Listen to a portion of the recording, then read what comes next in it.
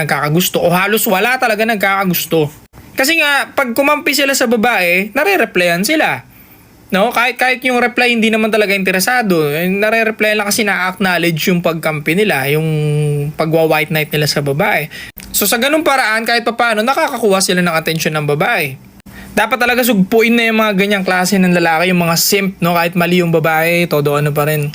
Dapat sugpuin na yan. Stay cold.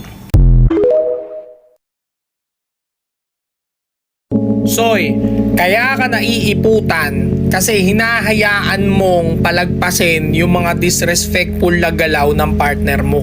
Marami ka na nakitang signs, marami ka na nakitang mga pampabastos niya sa'yo, sa mga galaw niya, sa mga sinasabi niya, sa mga kilos niya.